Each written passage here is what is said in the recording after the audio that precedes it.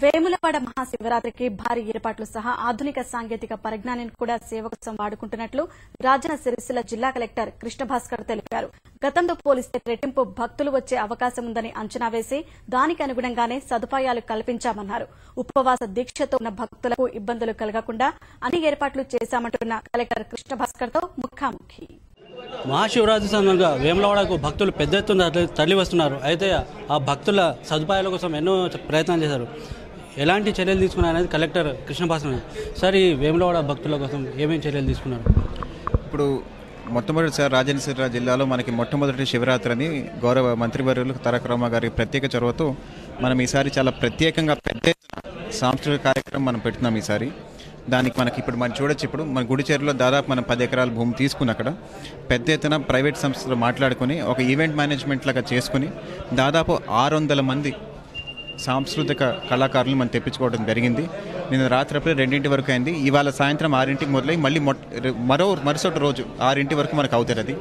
అదే కాకుండా మనం ఇక్కడ స్పెషల్గా మనము ఎవరైతే వృద్ధులు ఉన్నారో లేకపోతే వికలాంగులు ఉన్నారో వారికి ఆర్టీసీ బస్ స్టాండ్ మొట్టమొదటిసారి నడవకుండా 2-3 కిలోమీటర్లు ఎట్లయితే వాడికి ఆనవైతే ఉన్నదో ముందు అది కాకుండా మనం మినీ బస్సులు ఏర్పాటు చేయడం జరిగింది.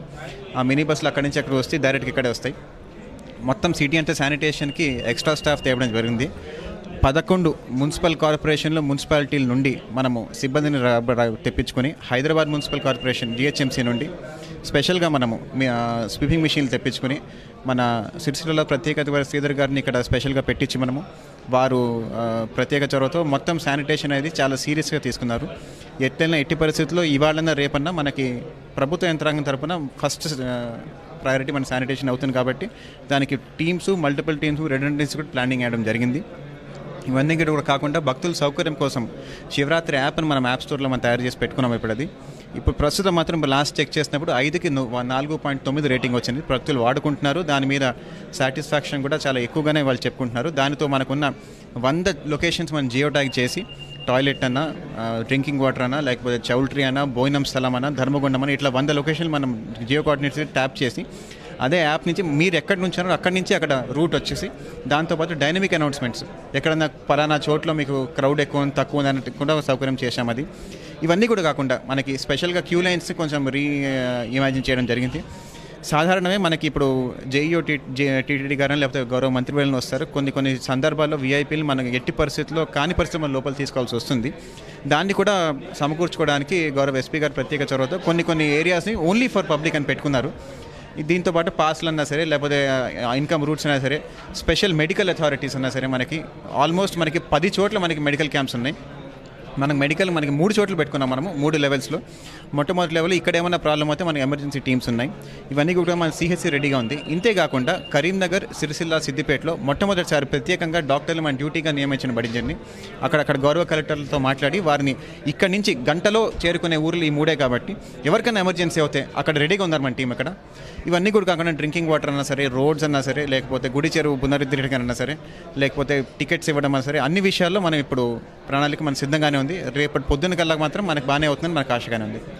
అంటే ఈ ఆర్జిత సేవలన్నీ రద్దు చేయడానికి కారణాలు మనకి శివరాత్రి అప్పుడు దాదాపు 3.5 నుంచి 4 ఈసారి బహుశా ఎక్కువ కూడా రావచ్చు. 5 లక్షల భక్తులు రావడం వల్ల దేవస్థానం వాళ్ళు ప్రపోజ్ చేస్తే మేమందరం సపోర్ట్ చేయడం జరిగింది.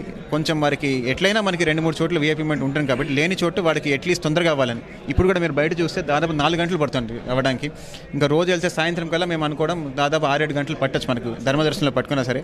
అది తగ్గించడానికి ఇట్లా కొన్ని డెసిషన్స్ తీసుకోవడం జరిగింది. సరే, జాగారం చేసే వాళ్ళకి ఏమైనా బ్రేక్ఫాస్ట్ లాంటివి ఏమైనా ఏర్పాటు చేస్తాం. ఆలయం నుంచి మనము ఎట్టి పరిస్థితుల్లో మనము ఫ్రీ మీల్స్ అయితే ఇప్పిస్తున్నాం మనం. అంతేకాకుండా మనకి సత్యసాయి నిగమం నుంచి వాలంటీర్స్ మనకు దాదాపు 400 మంది వాళ్ళకంతా వాటర్ క్యాన్స్ తిరుగుతున్నారు మనకి. ఇవి కూడా కాకుండా ఆరో ప్లాంట్స్ పెట్టించుకున్నాం మనము. ప్లస్ మన డ్రింకింగ్ వాటర్ పాయింట్ స్పెషల్గా పెట్టించుకున్నాం ఆర్డబ్ల్యూఎస్ వారితో మాట్లాడుకుని. ఇవన్నీ కూడా కాకుండా మనకి స్పెషల్ ఫండ్స్ అవైలబుల్ ఉన్నాయి మనకి. ఎవరికైనా ఎమర్జెన్సీ వాటర్ కాకుండా ఓఆర్ఎస్ సొల్యూషన్స్ కొంతమంది స్పృహ తప్పిపడతారు, ఎందుకంటే భోజనం చేయరు, పడిపోతారు. వాటి కోసం రెడీగానే ఉన్నాయి. ఫస్ట్ ఎయిడ్ కిట్స్ కూడా రెడీగా ఉన్నాయి. ఆఖరికి మీరు బస్ స్టాండ్ నుంచి వచ్చినప్పుడు కూడా బస్ స్టాండ్లో కూడా పార్కింగ్ స్పేసెస్లో కూడా ఇవే వినతిలు మనం సౌకరించాం మనం. సరే, మహాశివరాత్రికి పెద్ద ఎత్తున భక్తులు వస్తున్న వారికి అనుగుణంగానే తగు ఏర్పాట్లు చేస్తున్నామని కలెక్టర్ కృష్ణభాస్కర్ అంటున్నారు. కెమెరా తిరుపతితో అలీముద్దీన్, ఈటీవీ న్యూస్, రాజన్న సిరిసిల్ల జిల్లా.